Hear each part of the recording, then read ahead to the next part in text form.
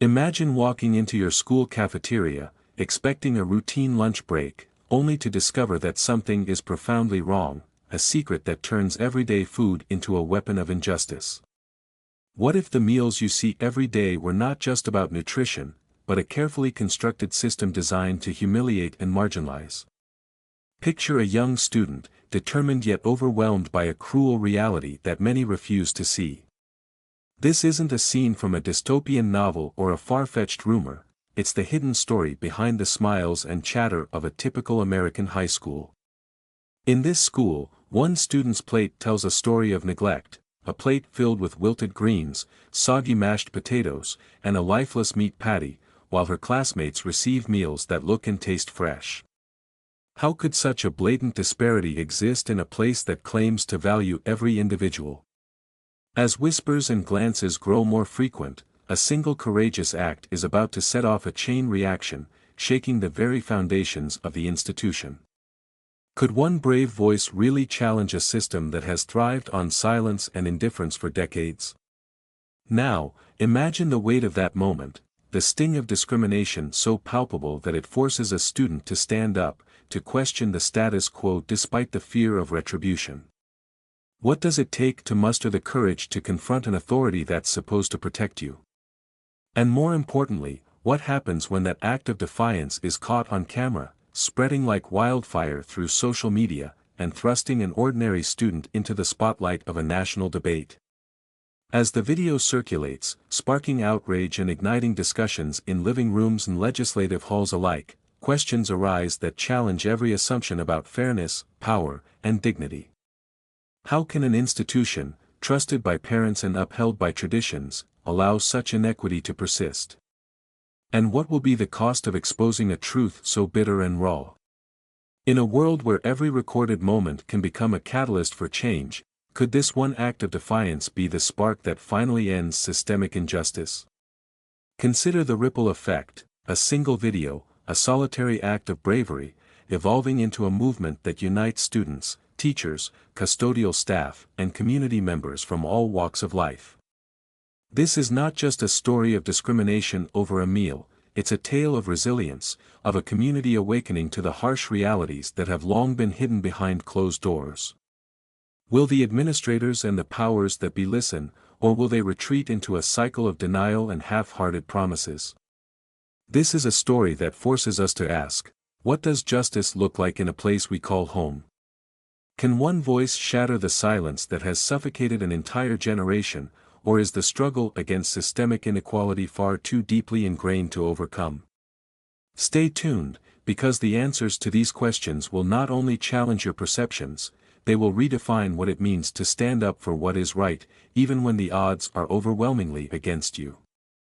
Layla's daily reality was a far cry from what her classmates enjoyed. Every day in the bustling cafeteria of Crestwood High, while other students received fresh, nourishing meals, Layla was handed a tray of barely edible food. Instead of the vibrant vegetables and perfectly cooked chicken that filled her friends' plates, Layla's tray held wilted greens, unappetizing mashed potatoes, and a mysterious, lifeless meat patty that seemed more neglect than nourishment. The stark contrast between her meager offering and her peers' hearty meals was impossible to ignore. At first, Layla wondered if it was a simple mistake, a mere oversight in the hectic rush of the lunch service. But as she observed the glaring differences day after day, a disquieting thought crept into her mind: was this neglect deliberate? With every bite of the limp lettuce that crumbled under her fork, exposing brown, withered edges, Layla's doubts grew. The food not only looked unappetizing, it carried an air of neglect that made her question its safety. The memory of her mother's proud smile that very morning flashed through Layla's mind, a painful reminder of the expectations she held for herself. The disparity between her mother's hopes and the degrading meal in front of her was heart-wrenching. She began to sense that the unequal treatment might not be accidental at all, it was as if she were being served less not just in portions but in respect. Summoning every ounce of courage, Layla's eyes shifted toward the lunch counter where the cafeteria staff worked. There, behind the counter, stood Ms. Parker, the lunch supervisor whose expression shifted in a way that made Layla's blood run cold. In that fleeting moment, Layla caught a glimpse of a smirk, a subtle, contemptuous curl of the lips that confirmed her deepest fears. This was no mistake, it was deliberate discrimination. In that instant, something inside Layla transformed. The injustice of being treated as if she were less than her classmates ignited a spark of defiance in her heart. With trembling hands and a determination that belied her age, Layla decided she would not endure this humiliation any longer.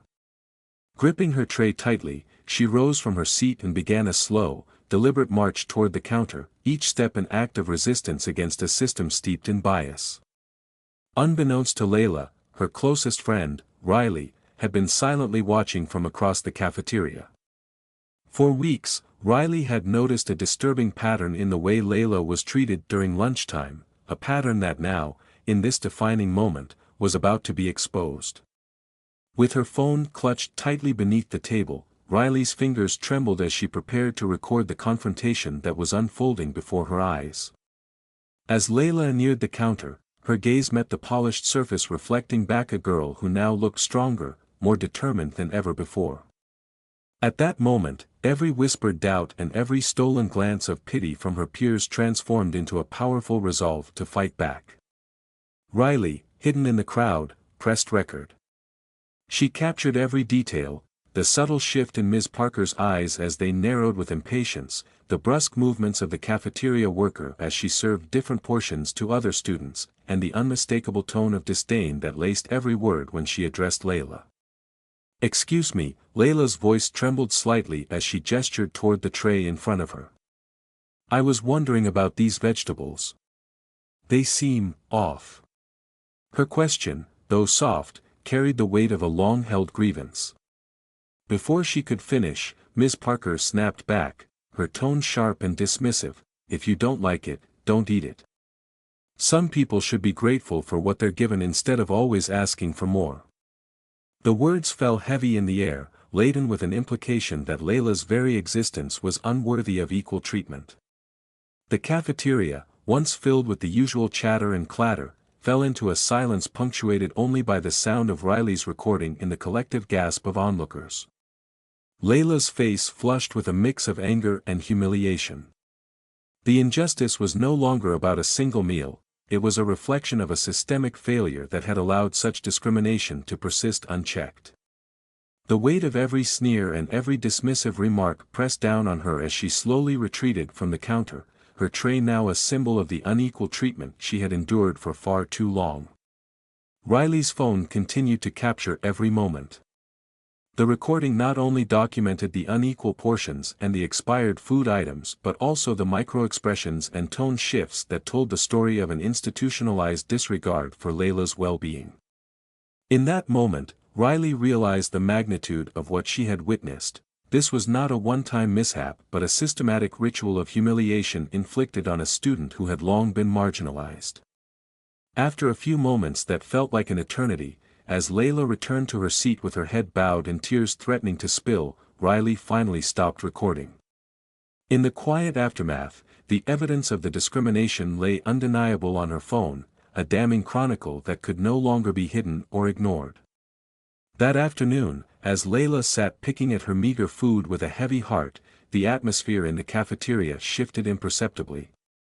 Whispers spread among the students as the video began to make its way through the corridors of social media. Within hours, the clip went viral, transforming a local act of cruelty into a national conversation about systemic discrimination in schools. The next morning, Crestwood High was a hive of nervous energy. News vans lined the streets outside the school, their satellite dishes reaching upward like metal trees capturing every detail. Reporters and camera crews gathered, eager to capture reactions from students, teachers, and administrators alike. Layla, unaware of the storm that had erupted around her, arrived at school to find her phone buzzing with messages of support. Friends, strangers, and even a few celebrities reached out, their words of solidarity echoing the outrage that the viral video had stirred across the nation. In the midst of the chaos, the school's principal, Principal Stevens, appeared on the intercom with a strained tone that betrayed the gravity of the situation. "All students and faculty, please proceed immediately to the gymnasium for an emergency assembly," his voice commanded. As students filed into the packed gym, the air was thick with tension, every face a mosaic of concern, anger, and curiosity. Principal Stevens stood at the podium, his usually confident demeanor replaced by a mask of anxiety. Behind him, members of the school board, among them Ms. Thompson and Mr. Caldwell, sat uncomfortably, their eyes flickering with the uncertainty of a system on the brink of collapse. The entire assembly was a reflection of the deep rifts that had long divided Crestwood High, a school that prided itself on order but had quietly allowed inequity to fester. With a deep, steadying breath, Principal Stevens began to address the crowd. "We are aware of the recent events that have brought to light serious concerns about our cafeteria services and, by extension, our school's commitment to equality. We promise a thorough investigation into these matters, and we will implement changes to ensure that every student is treated with the respect they deserve." His words, carefully chosen yet lacking the conviction that many in the crowd craved, barely managed to calm the storm of questions and murmurs. Among the sea of faces in the gym, Layla sat quietly, her heart pounding as she absorbed the principal's words. Beside her, her parents exchanged glances filled with both pride and apprehension. They had long witnessed the quiet humiliation their daughter had suffered and now watched as her silence was finally broken. Outside the gym, the effects of Layla's courageous act rippled throughout the community. Local news outlets picked up on the story, and soon, hashtags like #JusticeForLayla and #CrestwoodChange were trending on social media. The narrative that began with a simple question about wilted vegetables had evolved into a broader call for reform, a demand for accountability and respect within a system that had long neglected its most vulnerable members. In the days that followed, the school board's office became a battleground of conflicting opinions. Principal Stevens, accompanied by board members Ms. Thompson and Mr. Caldwell, convened an emergency meeting in a tense atmosphere.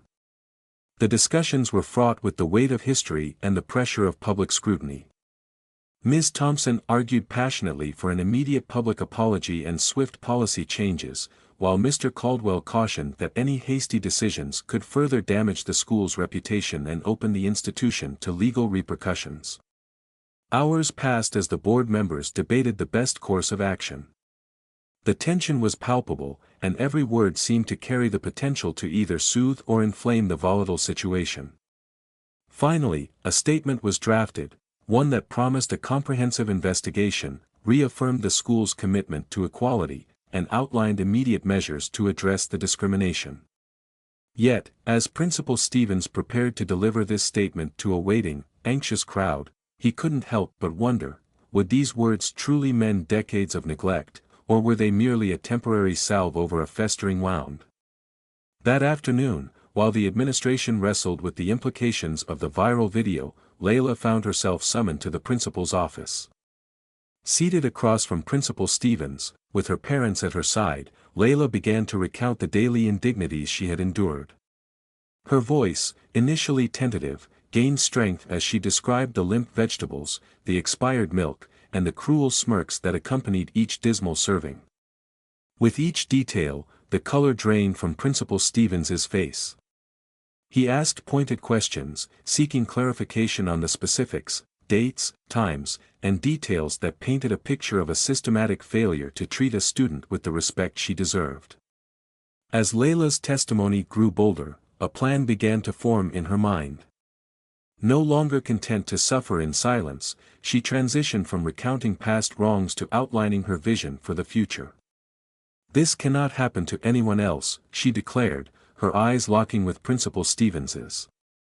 "We need new policies, better oversight, comprehensive training for all staff, and most importantly, a safe, anonymous way for students to report issues without fear of retaliation." Her parents exchanged proud, determined glances, recognizing that their daughter's fight for justice was just the beginning of a larger battle against systemic discrimination. Once the meeting concluded, Principal Stevens assured the Thompsons that immediate action would be taken. Yet Layla and her parents knew that promises were not enough. They left the office as determined advocates for change, ready to embark on a mission that would reshape not only the policies at Crestwood High but also the very culture of the community. In the ensuing weeks, as the viral video continued to circulate, an unexpected alliance began to form within the school. What had started as a solitary act of defiance soon united groups who had long felt marginalized and ignored. Among these newfound allies were the custodial staff, a group of hard-working individuals who had witnessed, day after day, the quiet injustices that permeated every corner of the school. Led by Mr. Lopez, the head custodian, these staff members gathered in the dimly lit basement of Crestwood High. The air was heavy with the scent of cleaning products and the unspoken burden of years spent observing a culture of bias and neglect. "We cannot stay silent any longer," Mr. Lopez declared, his voice low yet resolute. "We've seen too much injustice, and it's time we stand up for what is right." One by one, the custodians recounted their own stories, instances of discrimination they had witnessed, times when they had seen students and even some staff treated as less than equal.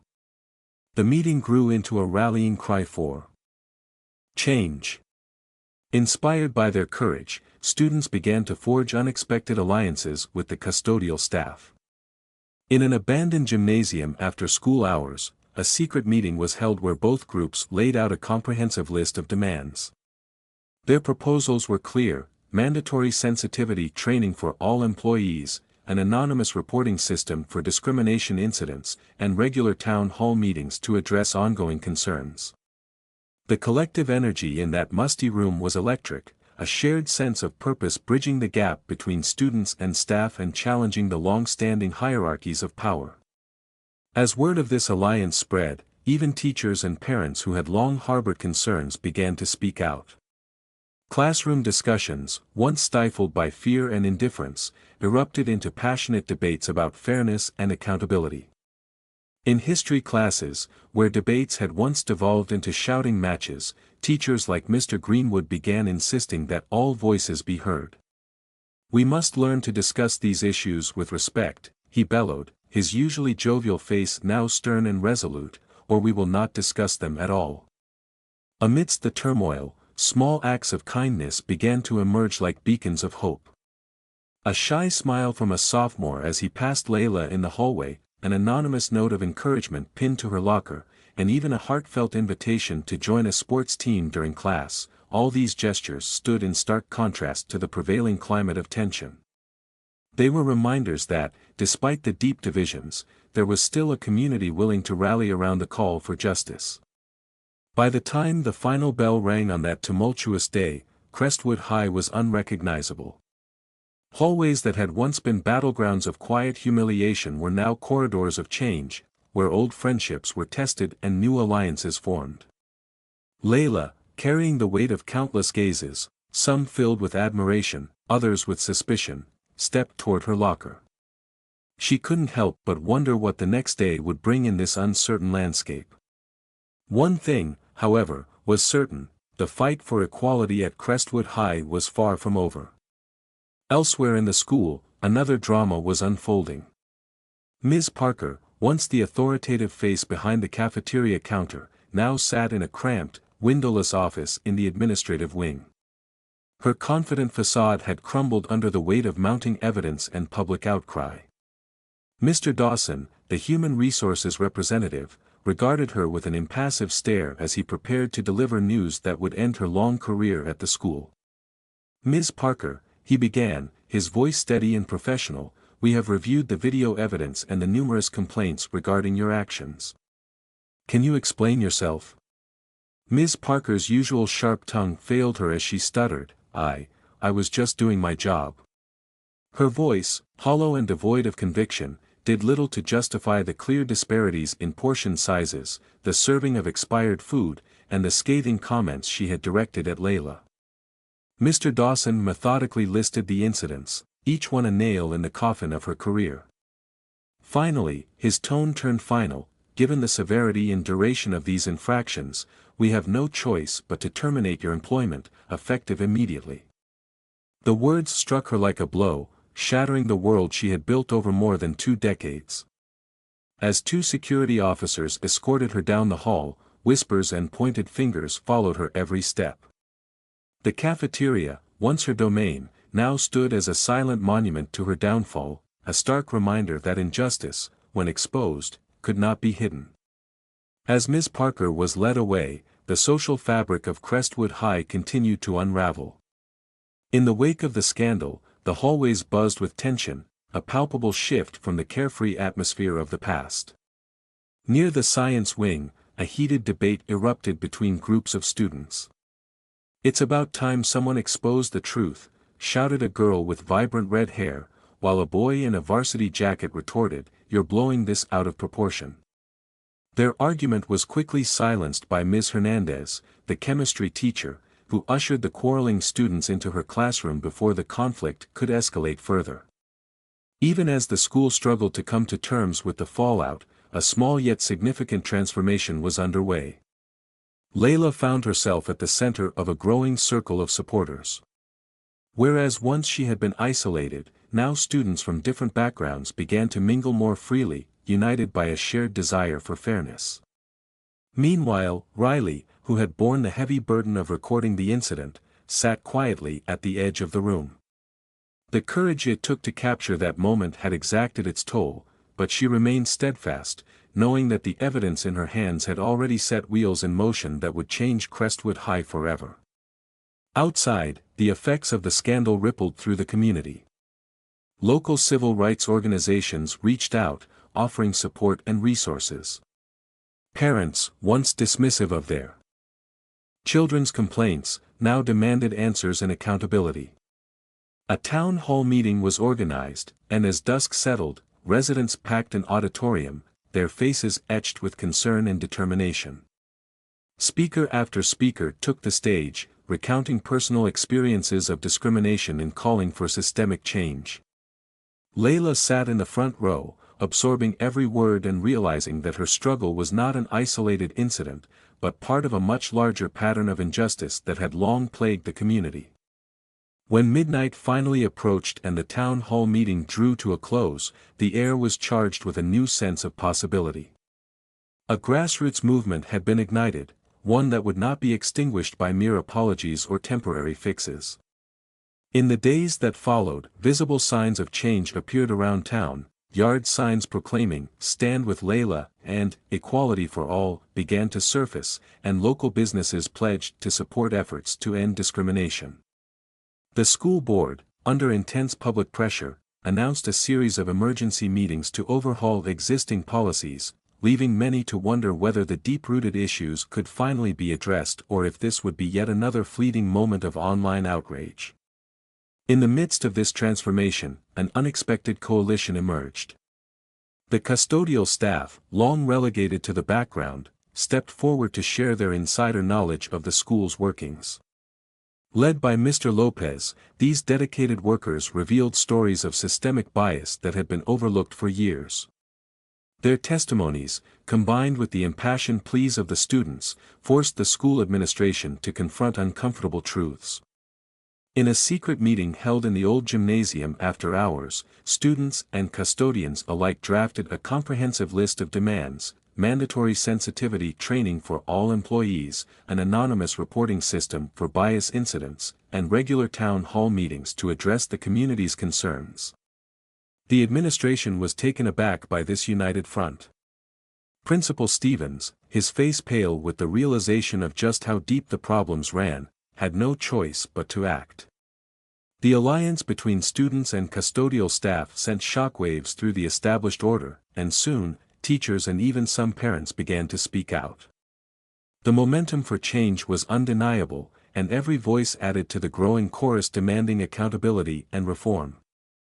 In a dramatic turn of events, the school board convened an emergency session. Mr. Mitchell, the board president, stepped up to the podium in a packed auditorium, his face composed but his eyes betraying a deep-seated concern. "We are gathered here today to address the events that have shaken our school community to its core," he began, his voice resonating throughout the space. As he spoke, all eyes turned to Layla, who had been invited to share her perspective. Her heart pounded as she walked to the podium, each step a symbol of her transformation from a frightened victim to a determined catalyst for change. Standing before an audience that now included students, parents, and members of the media, Layla took a deep breath. "Thank you, Mr. Mitchell, for your apology," she began, her voice steadying as she continued, "but apologies alone are not enough. What happened to me was not an isolated incident, it is a symptom of a much larger problem that has been ignored for far too long." Her words cut through the room, challenging the carefully constructed narrative of contrition and redemption. As Layla outlined her vision for a more equitable Crestwood High, one that valued every student and held every staff member accountable, a murmur of agreement rippled through the crowd. Her testimony was not just a recounting of her own suffering, it was a call to action for every individual present to fight for a future where no one would be treated as less than they deserved. In the weeks that followed, the board's emergency sessions turned into rigorous policy debates. Dr. Kimberly Adams, a renowned expert in racial equity and education, led the discussions with a clarity and determination that left little room for complacency. "What we are facing here is not just a series of isolated incidents, it is a complete dismantling and rebuilding of our school culture," she stated, her voice unyielding as she challenged board members to confront the entrenched systems of bias and inequality. Under her guidance, every aspect of school life, from cafeteria practices to staff training, was scrutinized. No uncomfortable truth was left unexamined, and slowly, a comprehensive plan for change began to emerge. The immediate changes were swift and visible.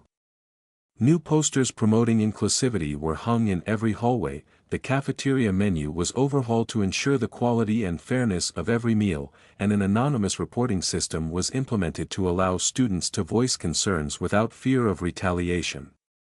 Perhaps most importantly, the attitude within Crestwood High began to shift.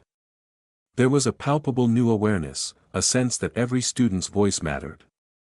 As the school year progressed, Layla's story spread far beyond the walls of Crestwood High. What began as a single video exposing discrimination transformed into a nationwide conversation. School districts across the country reached out for guidance on addressing similar issues, and youth leadership conferences invited Layla to share her experiences. Initially terrified by the spotlight, Layla soon discovered a reservoir of inner strength. On stages large and small, her words resonated with audiences, messages of resilience, the importance of speaking up, and the power of community support. Her testimony became a beacon of hope, inspiring countless others to come forward with their own stories of discrimination. One particularly poignant moment came during a local community forum.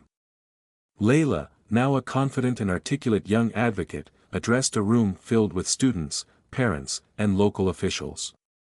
"We need a system where every student feels seen, heard, and valued," she declared, her eyes shining with determination.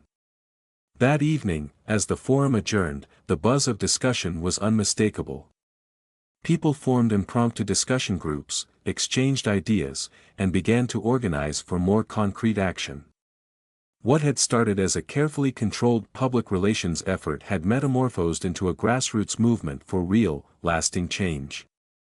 The final chapter of this extraordinary journey unfolded one afternoon as Layla walked through the transformed hallways of Crestwood High.